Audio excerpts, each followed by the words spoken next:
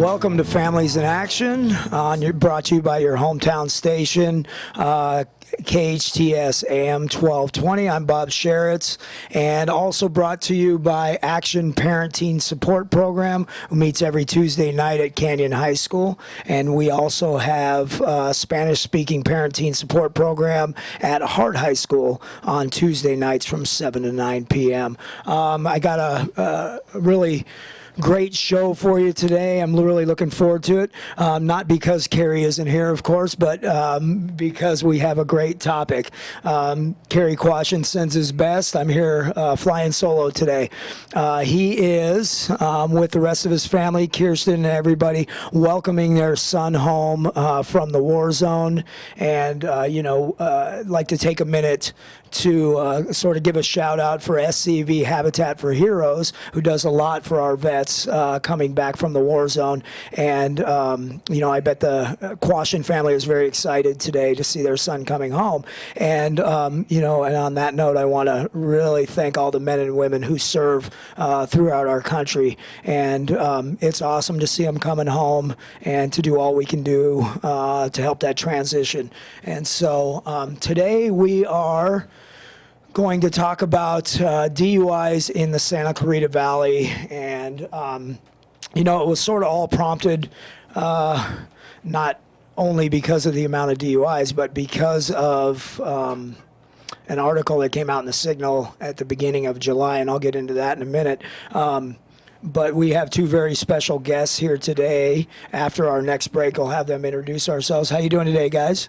Good. How you doing, Bob? All right. We have John Lutz from the California Highway Patrol, and he's going to talk about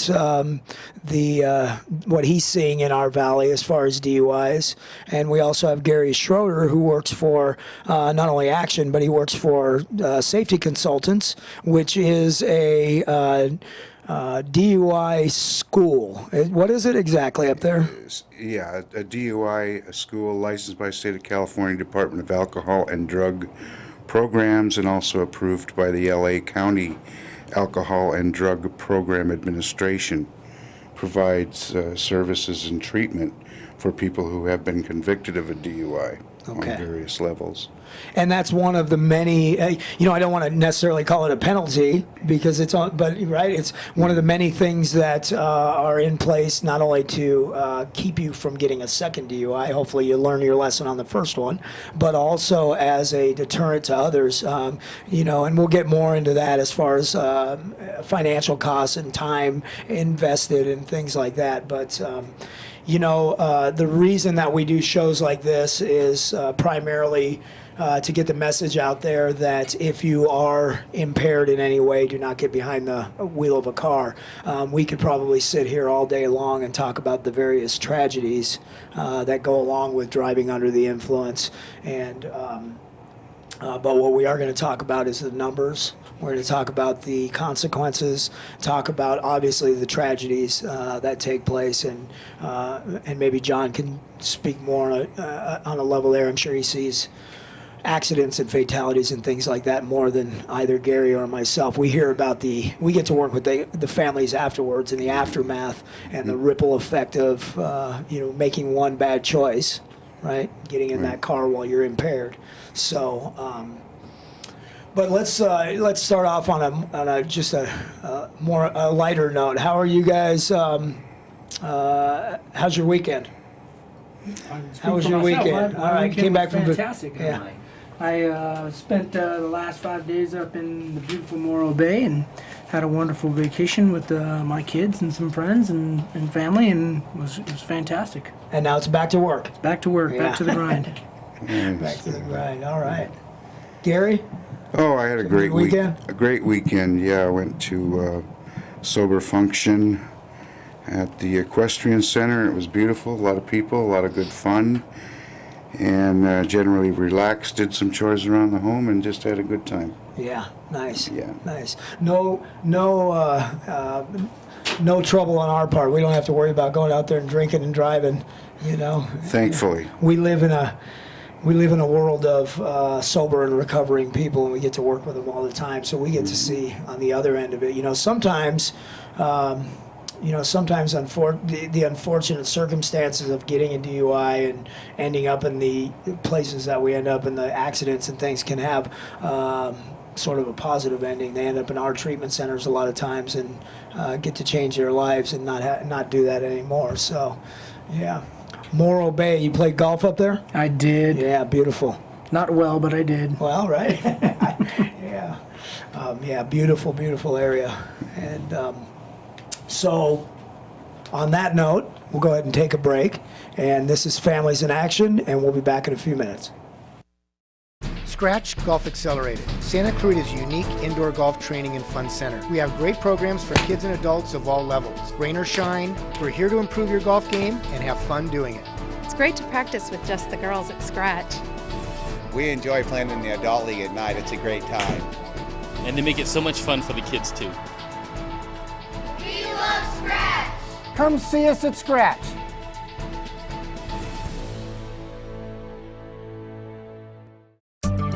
Do you know how much water you use daily? A typical Santa Clarita Valley resident averages 270 gallons every day. You can lower your water number with simple adjustments to your outdoor watering. Replace a section of your water-guzzling grass with California-friendly plants. Reduce evaporation by watering at night or early morning. And set your sprinklers to run for 2 short cycles to avoid runoff. What's your water number? Every trip, every time. California, here I come! Buckle up so you and your friends get home safely. I must scream into the world from the top of someplace very high. Seatbelts save lives. Okay. Visit NHTSA.gov. Low and slow. Best friend, what are you going to do? Brought to you by the U.S. Department of Transportation and the Ad Council. That is spectacular advice. All right, welcome back to Families in Action, brought to you by your hometown station, AM 1220 KHTS. And before I forget, if there's anyone out there during the show who wants to call in, please feel free to do so. It's 661-298-5487. That is 661-298-KHTS. We have with us in the studio two expert on DUI guests, and we'll go ahead and meet the guests right now. We have Gary and John here with us, and they can go ahead and tell us a little bit about themselves. Why don't you go ahead, Gary? Hey, I'm Gary Schroeder, and I'm a certified alcohol and drug counselor. I've been working in the field for a little over 4 years now. I work for Action as well as Safety Consultants, Inc., a DUI school in Santa Clarita, and I've been doing that for about 14 months now. So I'm in recovery myself, so this is a very satisfying field for me to work in, and it also gives me some satisfaction to know that I'm helping the community. Yeah, and it's, I love that we're sitting here today. Well, Gary was working outside of the area, and he and I are old friends, which is really interesting. I got a call one day, and Gary says, "I'm just saying hi and touching base and seeing what's going on." And I said, Action's hiring if you ever move back up this way. And he ended up moving up this way, and so we get to work together, which is really cool how it ended up that way. Yeah, it's kind of like life coming full circle, at least career coming full circle. Yeah, it's nice to have you here today. Yeah, it's always a dream of mine to work with Bob and Carrie. All right, John? I'm the local public affairs officer for the California Highway Patrol here out of the Newhall area. I guess you could consider us all DUI experts. Sure. Yeah. For that matter. One of the active roles that I take as the public affairs officer is in not only enforcement but education. And the education of today's youth, whether they be, junior high school students or high school students, trying to get them on the right track and making the right choices, as well as this community is involved in this, I think we've all taken a nice active role in it. Right. And what is, when you say in charge of education and educating, especially young people, right, in junior high schools, what does that look like? Assembly? What do you do? Well, it takes specifically? all kinds of forms, but the department backs up a lot of different programs. There's junior high school programs we refer to as the Right Turn, and that program basically enforces kids' right choices, correct choices, whether it be drug and alcohol abuse, but sometimes as simple as wearing your seatbelt. Right. At the younger levels. And then the older the kids are in the high school levels, the programs that are well recognized out here, especially by the district and the city, would be something like the Every 15 Minutes program, which are all anti-DUI programs. And just for the purpose of those out there listening that might not be familiar with Every 15 Minutes, can you give us a little explanation of that, of exactly what that is? It's a real impactful program. Yeah, the program is designed over 2 days where the school hand selects a few group of students that will basically give the ripple effect across the entire student body, whether they pick an athlete, a scholar, or an artist, or a musician. They're going to pick somebody from every little clique so that they can get that ripple effect across the entire student body.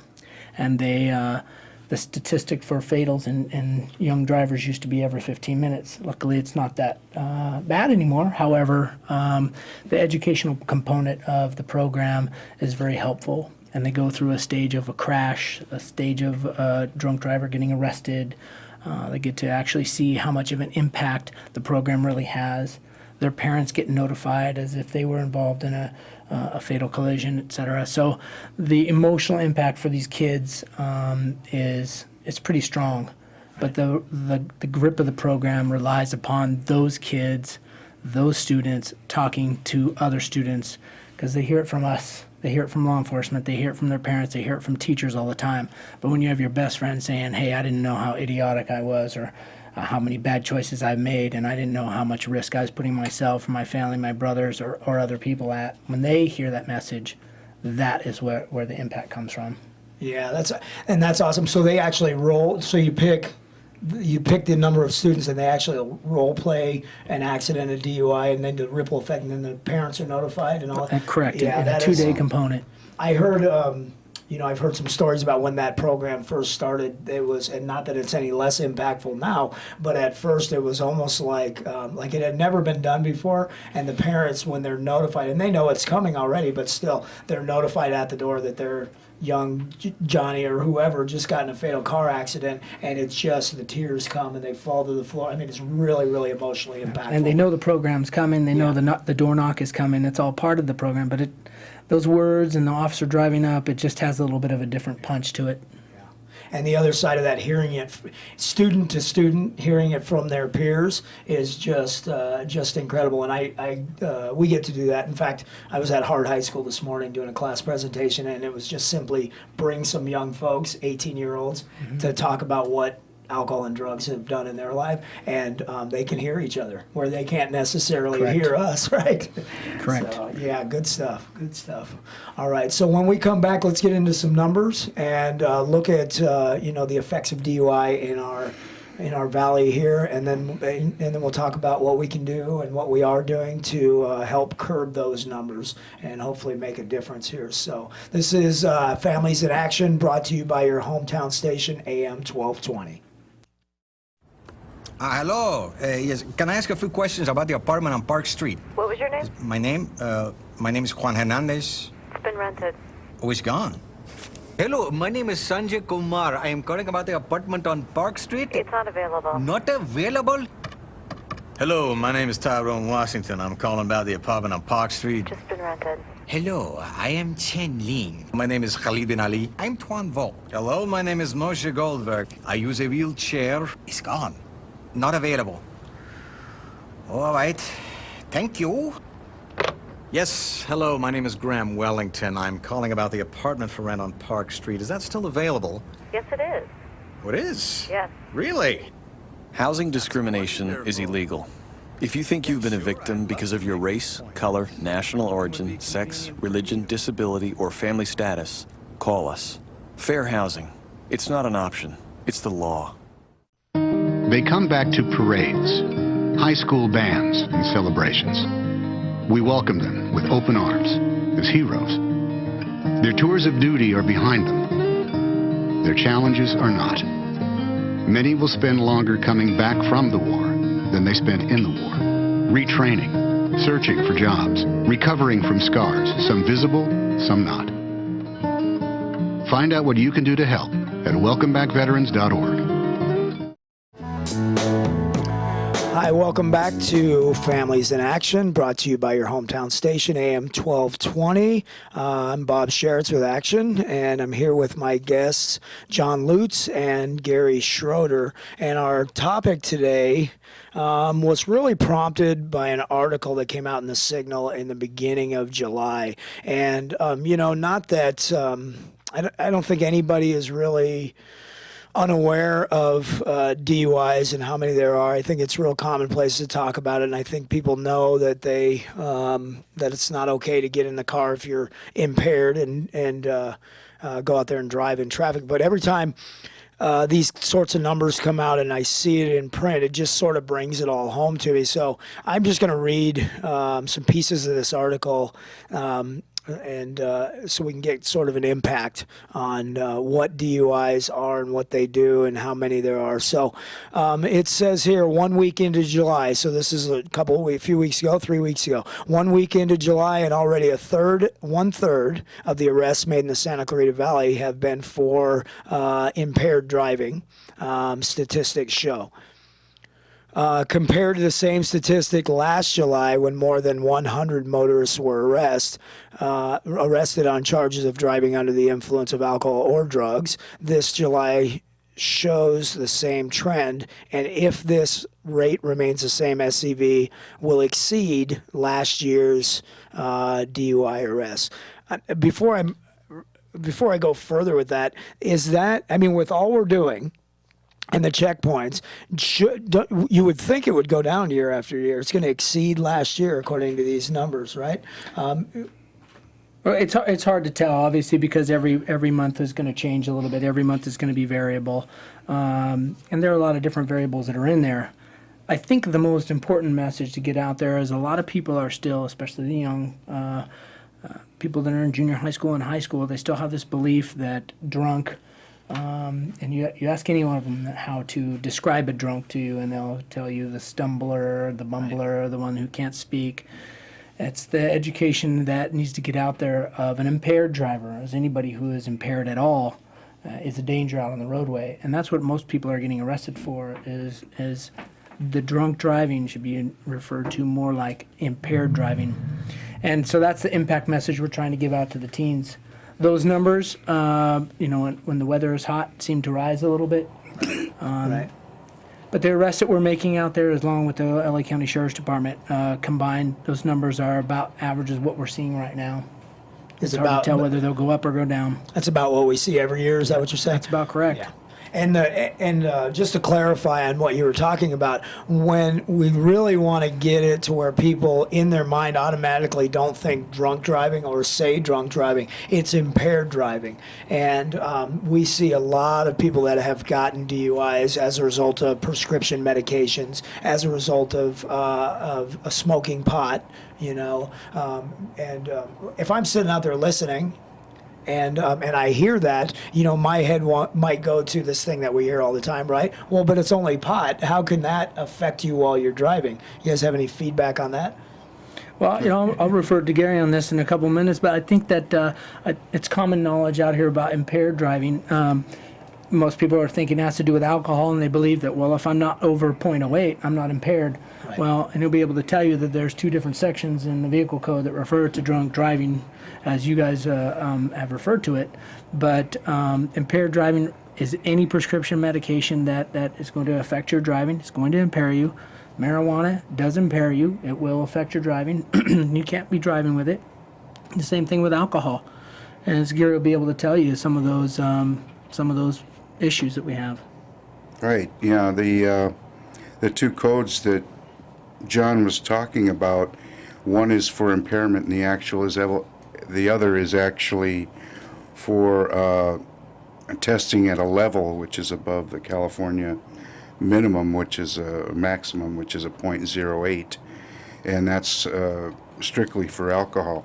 I have heard, John might be able there's to... an equivalency test. That's isn't what I there? was going to say. Yeah. I've heard there is an equivalency test. And what that means for people that are out there listening is they can do tests now. If you're using marijuana, they can do a test that says there's this much in your bloodstream. It's the equivalent of this much blood alcohol content. Right. And the scary part about marijuana, of course, is that it stays in your system for longer than alcohol. So you may not have smoked today, but you could still be arrested for impaired driving because it is in your system. Right. We see a lot of prescription drug arrests now, people using painkillers and benzodiazepines like Valium or Xanax. But wait a minute, isn't there a warning on the side of the medication? There may be, and if there is, it's the nail in the coffin is, all the way in instead of just part way. Well, and I sort of, I would say that sort of tongue in cheek, but that's the truth, right? Yes. In fact, I think the warning on the side is on a bright red on the side of the medication that says "Do not operate motor vehicle while under the influence of this medication." Or any heavy right? machinery, yeah. Yeah. So we failed to heed the warning. So that's right. Yeah. I think one of the biggest dangers of impaired driving is when you have a drink or whatever the case may be. If you're on a muscle relaxant because of an injury that you suffer, you feel okay, you feel fine. Instead of the decision coming before you go have a drink or take your medication, the decision not to drive should happen then, as opposed to during, because that's the dangers. Is most people think I'm okay. And then your friends, once you tell your friends, I'm okay, they think you're okay, and everything, gets washed under the table, and off you go with the keys. So the decision to not drink and drive, or not to drink when you're on prescription medication, or whatever the case may be, needs to come at that moment, not after the fact. Well, and I'm sort of one of my keynote speeches that I give in a lot of arenas is on addiction in the brain and how it affects, how alcohol and drugs affect, and one of the big things is lowered inhibitions and the inability to make rational decision. And so, yeah, exactly, trying to make those decisions while you're under the influence of the medications or the alcohol or combined.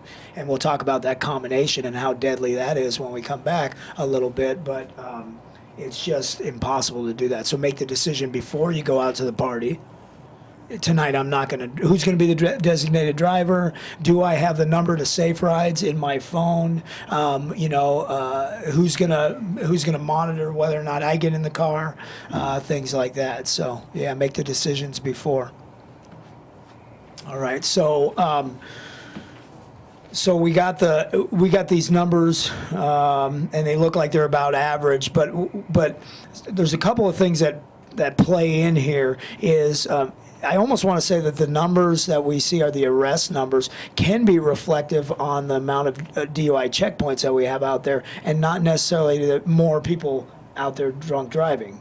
Or just more people are getting arrested.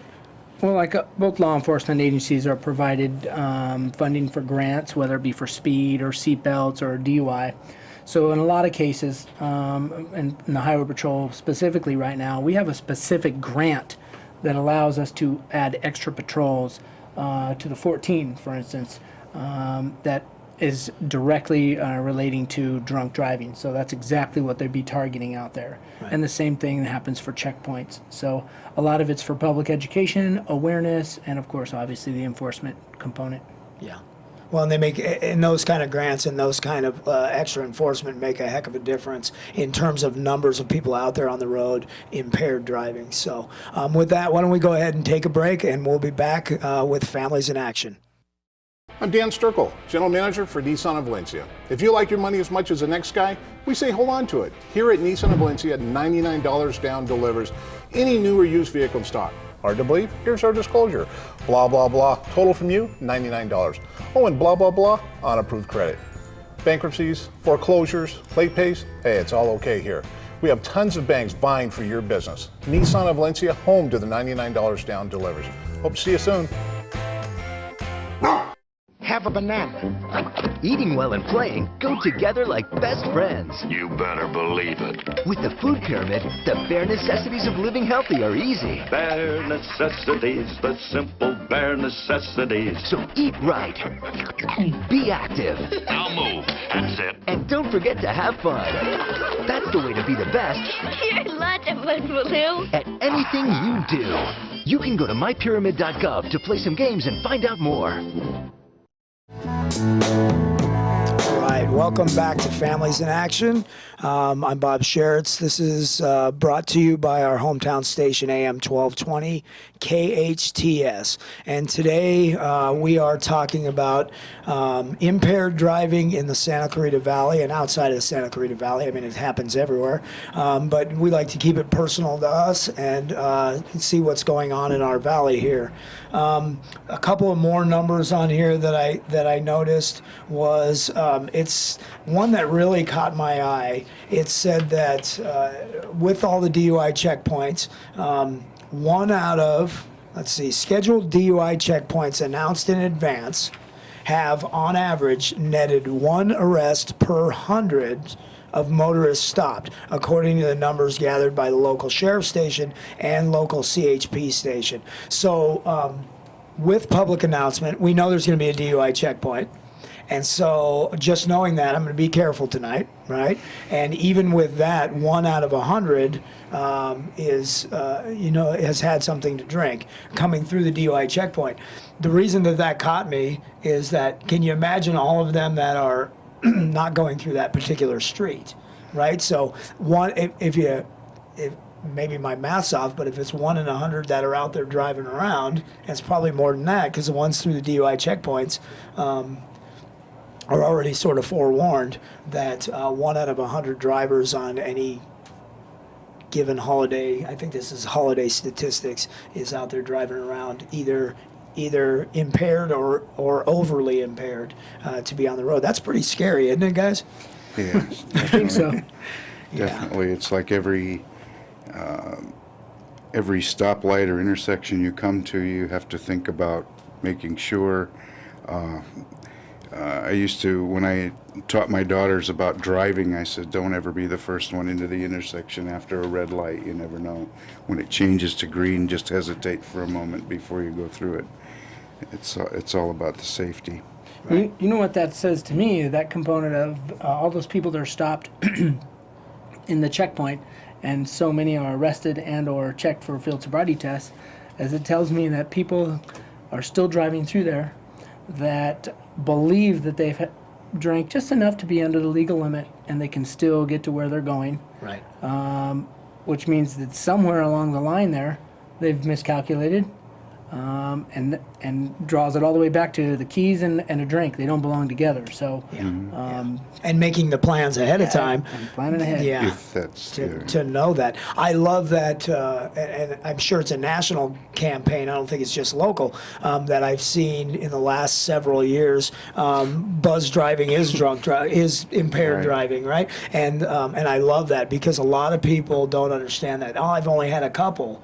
And on a radio station that's I think it's a syndicated radio station, there's this pretty famous 2 DJs that do this thing every year right around St. Patrick's Day, where they go down here locally and they are monitored and they have a shot of whatever, a shot of alcohol every hour. Then they get in the car and they drive, and progressively through the day, and it's all monitored on a course, but they progressively through the day see how, and they go through slalom courses and cones and things like that, and when they think, oh, I've only had a couple, how off their driving is, and they do it every year, and they get progressively more drunk through the day, and then purposely get in the car, and it's all monitored, of course. Don't try that at home, but it really cites to what you were talking about, John, is most of these people that come through the DUI checkpoints don't even think they're that impaired, and yet they're impaired enough to be pulled over and put on the side of the road for a field sobriety test or taken in because they're past the legal limit.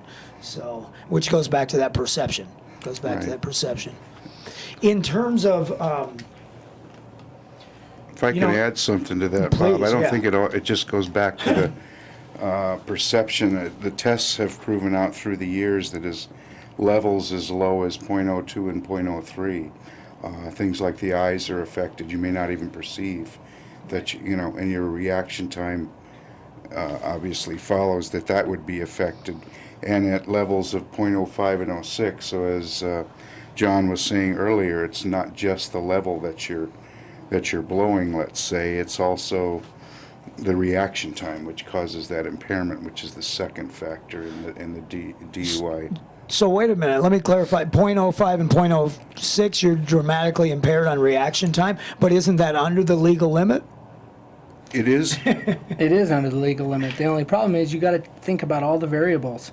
I mean, the variables are different with every body, every person, every type of alcohol, and its consumption, its burn-off rate, whether or not your car has good tires, brakes, everything, inclement weather, the reaction time of what other people are doing.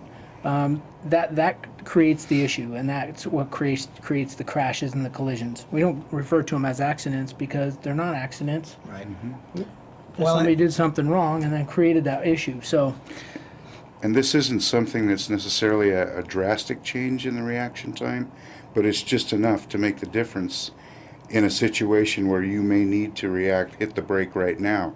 If you give it 0.2 of a second longer, it could be a fatal miscalculation. Well, and maybe this statement that I'm going to make, right, is a little contrary to some people's thinking, but I think if you have any amount of alcohol or drugs in your system, you have no right getting in a car. That's like, I mean, you think about it, right? It's like, let's go out. I tell you what, let's go out shooting. Bring all our guns. And we'll all just have a couple of beers first, or maybe smoke a joint or something, right, before we do it, right? And you want to come with me? Yeah. Right? I mean, it seems ridiculous almost when I say it that way, but you really get it. It's the car can become a weapon, really. It does. When you get in it, and I love that, John, that you said we don't call them accidents. Yeah, I think the community as a whole, whether we're talking about teachers or whatever, parents. I think we've referred to drunk driving so often and so much on television, et cetera, that they have this perception of what a drunk is, and well, I'm not there, so therefore I'm okay to drive. And that is inherently one of the biggest problems because the youth believe that, well, I'm a big kid, I can have a couple beers and then I can get in a car and I won't be that 0.08 because it says right here on this chart, and that's part of the problem. They are impaired and they shouldn't be behind the wheel. And then you have the teenage invincibility factor in, right? We all think we're invincible at under 20 years old or something, right? I did that till I was 40. But. Yeah, right. All right. Well, let's go ahead and take a break. We'll come back. We'll talk about some of the other consequences of if you do make that decision and you are in the car and you're impaired, what are some of the things that can happen? And we'll go through the full range of the obvious real tragedies and then the financial stuff. And then, all right, with that, let's go ahead and take a break. This is Families in Action. You raise your family in the Santa Clarita Valley for quality of life, but what about their quality of health? In the past few years, Henry Mayo has become a truly family-centered hospital, the top choice for maternity services with international baby-friendly recognition, an ER approved for pediatrics, and an all-new neonatal intensive care unit. In fact, Henry Mayo is now a best regional hospital. Henry Mayo, for your family's quality of life and quality of health. Oh, hey, Mark. Hey, Mark. Hey. Where have you been? I lost my cat. Oh, that's not right. Yeah, so I made this cat magnet to try and get him back. Cool. Does it work? Kinda. Nice. Yeah, but that's not my cat. Gotta keep working on it. See ya. Yeah. Anything's possible. Keep thinking. Get started on your own inventions or just play some games at inventnow.org.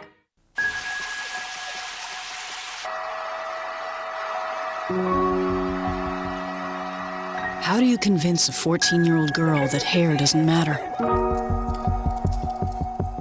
When the diagnosis is childhood cancer, where can parents turn? CureSearch.org can help. It's run by doctors and scientists whose research has led to an overall cure rate of 78%. You're not as alone as you feel. All right, Welcome back to Families in Action. This is Bob Sheritz with my guests, John Lutz and Gary Schroeder, and we've decided, through our experience and our professionalism, sort of experts in the field of DUI and other drugs and impaired driving and all that stuff. We see combined, we see a lot of the tragedies and. If we could, let's talk about some of the consequences of impaired driving. From our end, a lot of times we work with a lot of families at Action, and we see sort of the aftermath, and it's not. We see the aftermath of the families that are faced with their loved one getting a DUI or getting in an accident or being killed as a result of their own poor judgment, and the financial costs and all of that stuff. But oftentimes, what's overlooked is we also work with a lot of the families that are left in the aftermath of having someone die in a fatal collision, who's an innocent bystander driving down the road that gets hit by a impaired driver. So, if you guys don't mind, I'm sure you've seen your fair share of those. What are you seeing out there, John? Well, we see about 65% of all fatal collisions involve a teen. That's bad, and they only make up about 4% of the driving population. Wow. Wait a minute. 65% of fatalities, correct. Auto fatalities are teenage. That's correct. And they only are 4% of the driving population. Wow. I just had to repeat that to sink it home. That's big. Yeah, and then so you can attribute that, I guess, to experience, planning ahead. We talked about before, and learning from other people's mistakes. I don't really understand how. This problem just continues to perpetuate, other than, without our education and enforcement and programs such as Action and the Youth Project and the Blue Ribbon Task Force working together with the city. And I think we'll be able to squash a lot of it, but it's going to continue, unfortunately. Well, and there are a lot of, you mentioned some earlier, like every 15 minutes and going into the schools and different programs that are out there, and it is making a tremendous impact. Unfortunately, it just keeps going. And so we'll continue to do the work we do because we know we're saving lives. We know that we're making a difference. Out of those 65% of those teen fatalities, is alcohol and/or drugs involved in a lot of those? Not necessarily. This is vehicle-related collisions. Okay. I know that a lot of overall vehicle collisions and accidents, that there's a great number of them that are impaired driving is involved. And do you see a lot of accidents, and not necessarily fatal, that are innocent bystanders hit by impaired drivers? Well, we've seen pedestrians, whether they're passengers or innocent drivers as victims. It's interesting, but driving under the influence doesn't seem to spare anybody. Right. Even though the rumor has it that the drunk survives, it's not necessarily the case at all. Right. So. Yeah, and that's I think that was attributed to because you're so out of it, you sort of bounce around the car. But we've all seen the tragedies. Financial. Now, Gary, you work for Action, but also you are employed by the Safety Consultants Incorporated, and that's we commonly know that as DUI school. Right. What do you see up there as far as and what's, maybe you can talk to average cost of a first DUI? There's a couple of different categories. We have wet reckless, which has usually been reduced due to some action in court that the judge sees fit to reduce the sentence. So maybe they were less impaired, or they made there was no accident involved, or something under like. the .08, Okay. or maybe it was a medication instead of a lesser impairment. Yeah, basically, $215 just for that. It's a 12-hour program that they have to participate in. $215 is a court fee, or that's fee? That's the fee. That's just cost for of the school. program. Okay, Just cost for of the the school. program. There will be other penalties and insurance impact and all kinds of cost factors. Yeah, I thought I heard a number recently. First DUI. Well, that's just the something wet like reckless. 10 to 15. Okay, go on. Yeah, the first offender will be involved in a program for 3 months, and it will cost $547 if they don't miss any sessions or if everything goes well. So that's $547. And these are out of just pocket. program Those costs. are just school fees. Okay, because Right. I know that the first DUI is between $10,000 and $15,000 oftentimes. I have some averages on that too. Yeah, around $7,500 is the latest calculation. Everything considered, with time off from work, the insurance rate increases, transportation problems that you may have, an IID device that is required in LA County along with 3 others to be installed in your vehicle now for a period. And that's a device of 5 that months. you have to physically blow into that checks your Ignition- blood alcohol content. Ignition interlock device, right? Okay. Exactly. You blow into it and it releases the ignition, allows the engine to start. Okay. Right. So what about second-time offenders? Second-time offenders will be sent to school for 18 months, and it'll cost them over $1,600 And that's second time within a 10-year period, is it? within 10-year period. Okay. Right. And if someone is irresponsible enough to get a third or more, $2,700 just to get in the door at the school. These are just school costs. Just the school costs. Yeah. Isn't there a mandatory jail after? Is Right. it Used second to one in be- 10 years or well, is it third? even more than that. Used to be after the third offense, fourth offense, it was a felony. Now, in California, as of January 1st this year, the third offense will get you a felony. So, and yeah, mandatory sentences and other fines on top of the school. School's the least of the problem. Okay. Well, on that note, we'll come back with some solutions so we can arm some people so they don't have to end up there by making some good decisions. On that note, let's go ahead and take a break.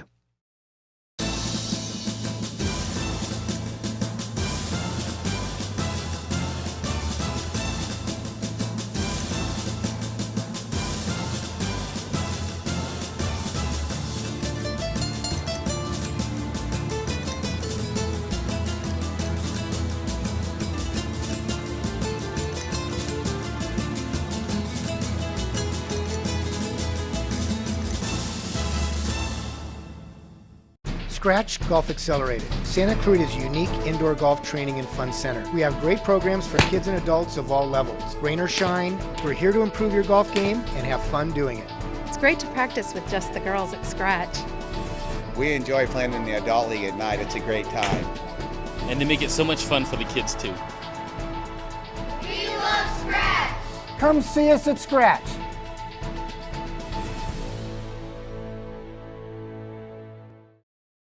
Welcome back to Families in Action, brought to you by your hometown station, AM 1220 KHTS. And if you are just joining us, and we are talking about impaired driving, DUI in the Santa Clarita Valley. If you've been with us, I hope you got the message by now that that it's not okay to get in a car if you've been using or drinking and or if you're impaired. We talked about some of the financial consequence, and those numbers that Gary was giving out are just strictly related to the cost of the school and the cost of the program.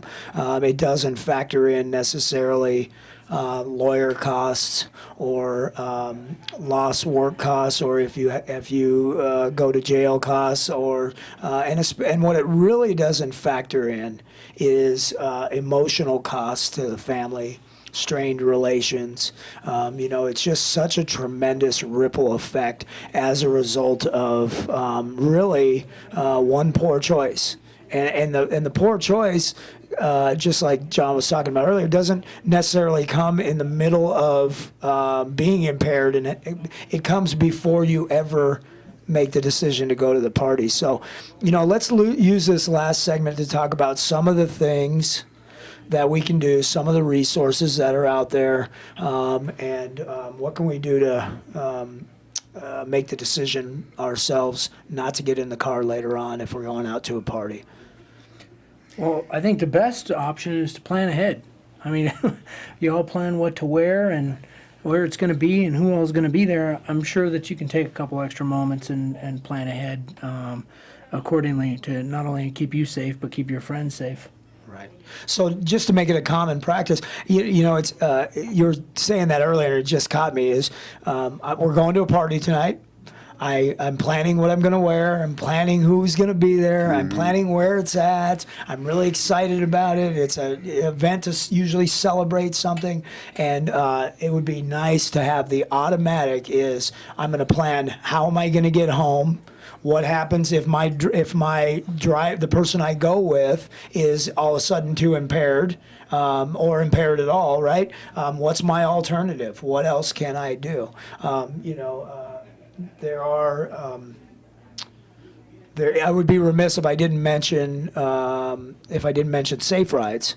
You know, if you get out there, one of the things you can do to plan is there is an organization. I think they've been doing it for what, about 25 or 30 years now. Long time. Pretty long time. And off the top of my head, I don't have the. What is the number to that, John? 661-259-6330.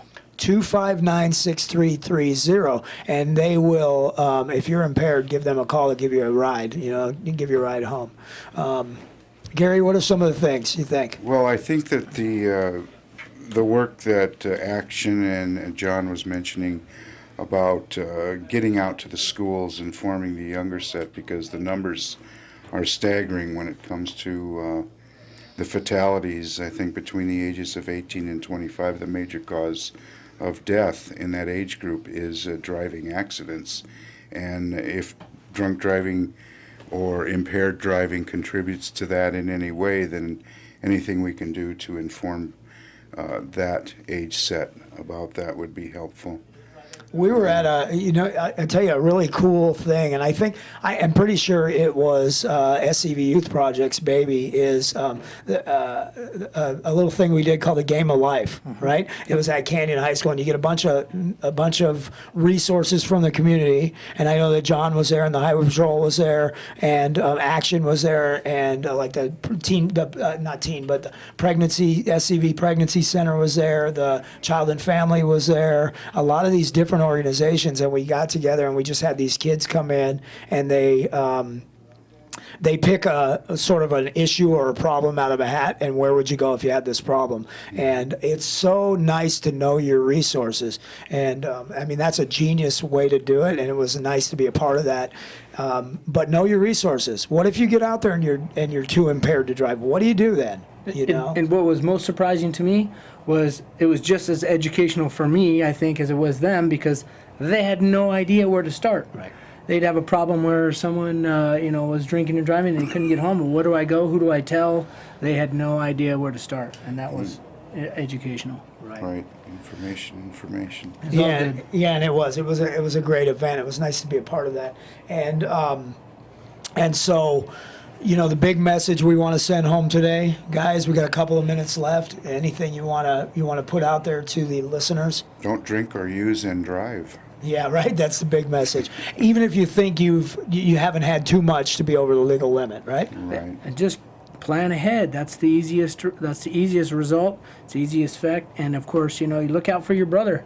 I mean, you wouldn't want that to happen to your friend. They don't want that to happen to you either. So, take care of one another. Yeah. If you're out there at a party and you notice someone is too impaired, don't be afraid to say something to them, and or take their keys. It's we see it all the time, but they'll thank you later. They will thank you later. And any families that are out there listening, this is one of those topics that I know every one of you is talking about in your family dinners and your time at home. And if you're not, you really ought to be, because it's a real serious issue, and it's important not only to plan ahead before the party, but plan ahead in life.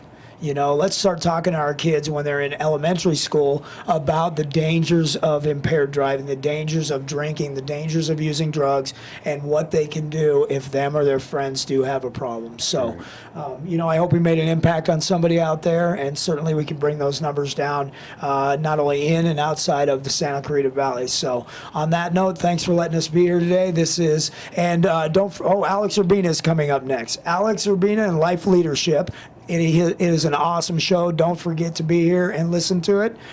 This is Families in Action, brought to you by your hometown station, AM 1220 KHTS.